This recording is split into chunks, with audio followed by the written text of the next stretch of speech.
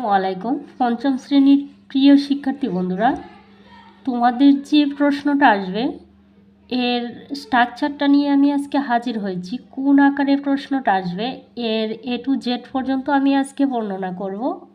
এবং অনেকেই আছে যে প্রশ্নটা পড়লেও এর মানে জানে না। আমি প্রতিটা বিষয় সম্পর্কে বলবো এবং এর আনসারটা নিয়ে আসার চেষ্টা করব। দেখো, মডেল 1 আমি তোমাদের যে আকারে প্রশ্নটা আসবে সেটা হচ্ছে তোমাদের একটা তেসিস দেওয়া থাকবে, সেই তেসিস থেকে 1, 2 এবং 3 নাম্বার প্রশ্নের আনসার করতে হবে তোমাকে।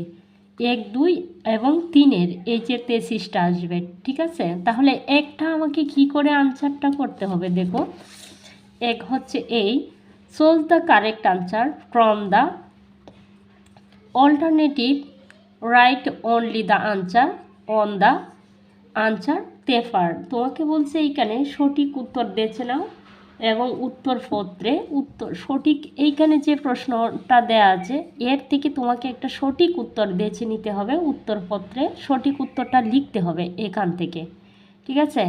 যেমন ধরো এইখানে 4টা অপশন দেওয়া আছে, তোমার যে অপশনটি সঠিক সেই অপশনটি নিয়ে তোমাকে উত্তরপত্রে জাস্ট উত্তরটা লিখলেই হবে। তুমি প্রথম অবস্থায় দিবা আনসার টু দ্য কোয়েকশন নং 1, তারপরে তুমি যদি দিতে পারো তাহলে দিবা চুজ দ্য কারেক্ট আনসার, না দিলে অসুবিধা নাই, কিন্তু তোমাকে দিতে হবে আনসার টু দ্য কোয়েকশন নং 1, ঠিক আছে? দিয়ে তারপরে যে আনসারটা সঠিক হবে, যদি সঠিক হয় তাহলে বি যদি সঠিক হয় তাহলে আমরা বি দেব। কী আকারে প্রশ্নটা আসবে আর জাস্ট আমি এ নিয়ে আলোচনা করতেছি।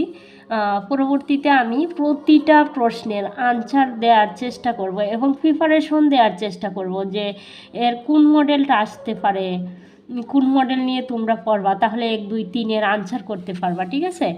এখন হচ্ছে তারপরে আসবে যেটা, সেটা হচ্ছে অর। বলছে fill in the blanks with appropriate word from the box, find the information in the text. There are extra words which you need not use. তোমাকে বলা হয়েছে বক্স থেকে উপযুক্ত, এইখানে যে বক্সটা আছে বক্স থেকে তোমাকে উপযুক্ত শব্দ নিয়ে এই যে শূন্যস্থান আছে সেই শূন্যস্থানটা পূরণ করার কথা বলছে, ঠিক আছে? পাঠ্য বই থেকে এই যে জায়গাটা আছে সেই জায়গাটা থেকে তোমাকে 1, 2, 3-এর আনসার করতে বলছে। পাঠ্য বই থেকে তথ্য খুঁজে বের করো এবং এখানে অতিরিক্ত শব্দ আছে যা দেওয়ার প্রয়োজন নাই। দেখো বলছে there are extra word which you need not use. তোমাকে এক্সট্রা যে অতিরিক্ত শব্দগুলো দেওয়া আছে সেগুলা ইউজ করার দরকার নাই। এখান থেকে পাঠ্য বই থেকে তুমি এখান থেকে বক্স থেকে শব্দ নিয়ে তোমাকে এই জায়গাগুলো পূরণ করতে হবে, তাহলে তোমাকে আনসারটা করতে হবে। তুমি যদি প্রথম আনসারটা দেও, চুজ দ্য বেস্ট আনসার, যেটা কারেক্ট আনসার, যেটা প্রথম 1 নং যেটা প্রথম দেখাইছি সেটা যদি দেও তাহলে তোমাকে এই অরটা আর দিতে হবে না, ঠিক আছে? তারপরে যেটা আসবে সেটা হচ্ছে 2 number.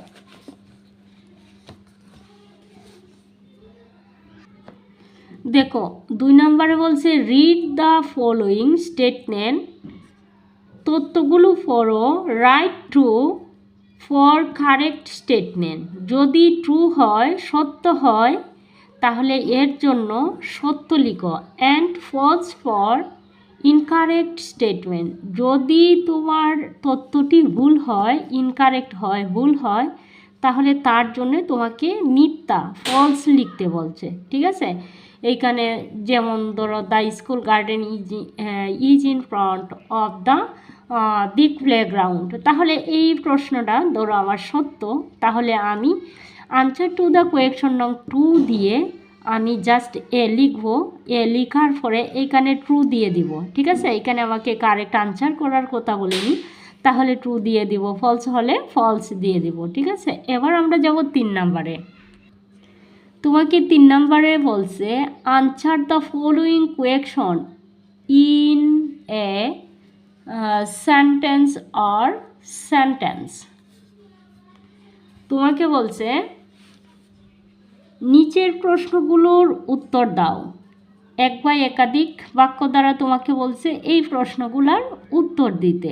Answer the following question, এই প্রশ্নের আনসার করতে বলছে তোমাকে in a sentence or sentence, এক বা একাধিক ওয়ার্ড দ্বারা তোমাকে এই প্রশ্নের উত্তর দিতে হবে। তাহলে কোথায় থেকে দিতে হবে? আমরা দেব এই পেসিস থেকে। যেমন এই প্রশ্নটা তোমাকে, এই আনসারটা তোমাকে আগে তেসিসটা পড়ে আসতে হবে, মডেলটা পড়ে আসতে হবে, তারপরে 3 নম্বরের আনসার করতে হবে তোমাকে। ঠিক আছে, আমি সমস্ত কিছুর ভিডিও নিয়ে তোমাদের পাশে হাজির হব। এবার আমরা চলে যাচ্ছি আরেকটা তেসিসে। তোমাদের 2টা তেসিস দেয়া থাকবে। দেখো এখানে বলছে read the text and answer the question 4 and 5, পার্টটি পড়ো এবং 4-এ আনসার দাও।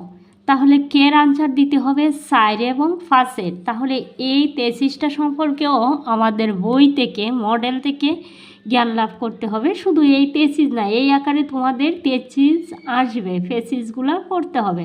তাহলে 4 আর 5-এর আনসারটা দিতে হবে। আমি পরবর্তীতে প্রতিটা বিষয়ের ভিডিও নিয়ে আসার চেষ্টা করব, ইনশাল্লাহ অবশ্যই নিয়ে আসবো। দেখো তোমাদের যদি তার আগে আমার ক্লাসটি, আজকের ক্লাসটি যদি ভালো লাগে প্লিজ তোমরা লাইক, কমেন্ট, শেয়ার করে দাও। আর দেখো 4 নম্বরে বলছে make the word in column A with their matching, একটু বলছে match the word in column A, কস্তরে থাকা শব্দগুলো with their meaning in column B, কস্তরের শব্দের অর্থগুলোর সাথে, কস্তরে থাকা অর্থগুলোর সাথে মিল করার কথা বলছে। কস্তরে থাকা শব্দগুলো সাথে মিলে, এমন কস্তরে থাকা শব্দগুলোর সাথে এর অর্থ মিলে এমন শব্দের সাথে তোমাকে মিল করতে হবে। তাহলে একের সাথে যেটা মিলবে সেই শব্দটার সাথে তোমাকে মিল করতে হবে। ঠিক আছে, মিলিয়ে মিলিয়ে তোমাকে লিখতে হবে। 1 নাম্বার তোমাকে বলছে answer the following question in a sentence or sentence, এক বা একাধিক বাক্য দ্বারা এই প্রশ্নগুলোর উত্তর দিতে। তো কোথায় থেকে দিতে হবে? যে তেসিসটা ছিল সেই তেসিসটাকেও এই জায়গাটাতেও তোমাকে কি করতে হবে? আনসারটা করতে হবে তেসিসটা থেকে, এবং 1-এর আনসারটাও করতে হবে তেসিসটা থেকে। কিন্তু মনে রাখতে হবে যে এই যে এর অর্থ আমাকে জানতে হবে, এর অর্থ আমাকে জানতে হবে। কিন্তু আমি প্রতিটা এ কলাম এবং বি কলামের ক্লাস নিয়ে আসবো। তারপরে তোমাদের এখানে capitalization, punctuation, correct right form of verb আছে, কারেক্ট ফর্ম অফ ভার্ব আছে, তারপরে তোমাদের আর্টিকেল আছে, WH কোয়েকশন আছে, রিঅ্যারেঞ্জ আছে। দেখো তোমরা যদি এক একটা করে রিঅ্যারেঞ্জ মুখস্থ করো তাহলে কিন্তু তোমরা জীবনেও মানে কি করবা না, বুঝতে পারবা না।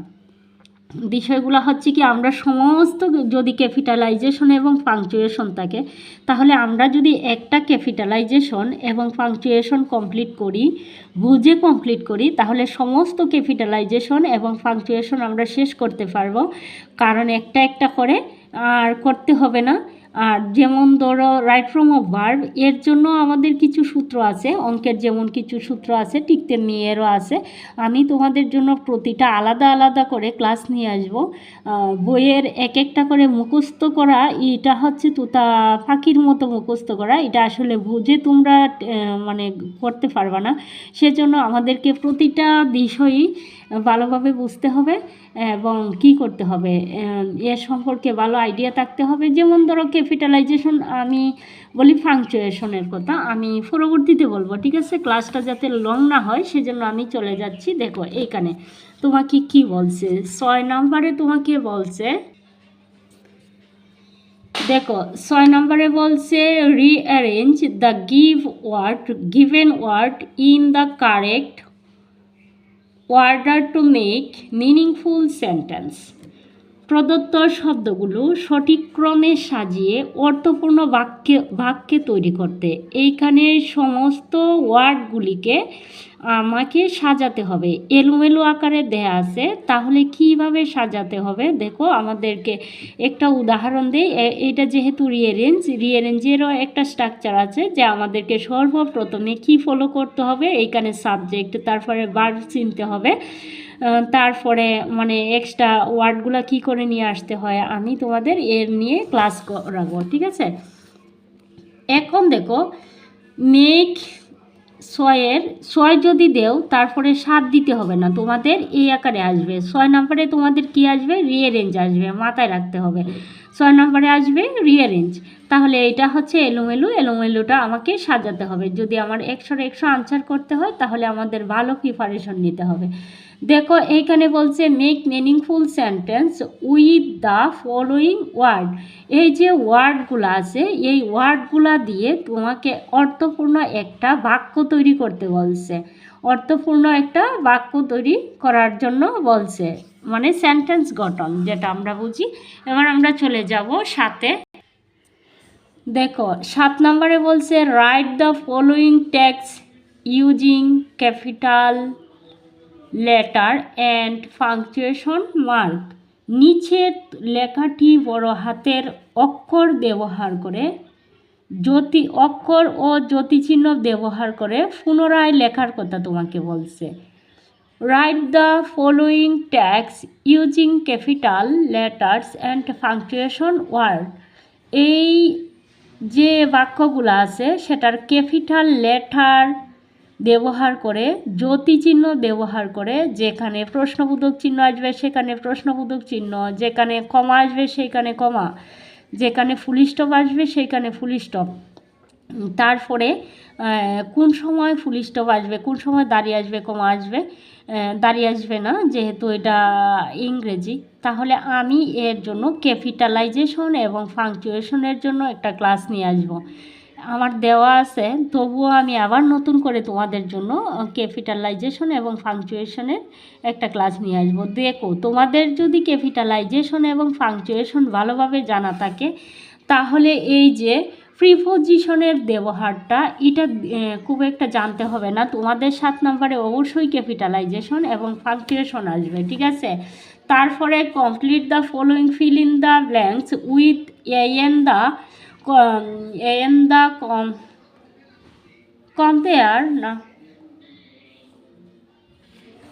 Complete the following sentence. এই সেন্টেন্সটা তোমাকে বলছে এন এবং দা ব্যবহার করে তোমাকে সেন্টেন্সটা পূর্ণ করতে। আর্টিকেল ব্যবহার করে, তাহলে তোমরা নিশ্চয়ই আর্টিকেলের ব্যবহারও ভালো করে ক্লিয়ার না। আমি আরেকটি ক্লাস নিয়ে আসবো আর্টিকেলের উপরে।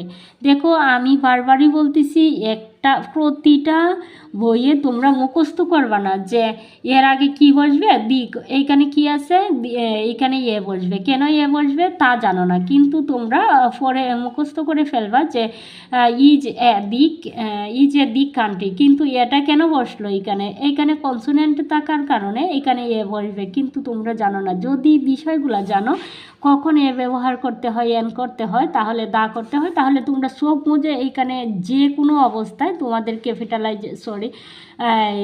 আর্টিকেলের ব্যবহার আসুক না কেন তোমরা করতে পারবা। দেখো একটা ক্লাস দেখলেই তোমাদের মানে বইয়ের সমস্ত ক্যাপিটালাইজেশন, পাংচুয়েশন, তারপরে WH কোয়েকশন, এগুলো তোমাদের আসলে কমপ্লিট হয়ে যাবে, ঠিক আছে। Make WH question from the given sentence with. দেখো তোমাদের বলছে এইখান থেকে শব্দগুলো নিয়ে উপযুক্ত বাক্য তৈরি করতে। তাহলে এইখানে আমাকে কি করতে হবে, এই যে উইথ আছে, হু আছে, হোয়াট, হোয়ার, এই শব্দগুলো দিয়ে এখান থেকে এই সেন্টেন্সটা ভিত্তি করে আমাকে কি করতে হবে, বাক্য তৈরি করতে হবে। আচ্ছা, কিভাবে তৈরি করতে হয় আমরা পরবর্তীতে দেখব।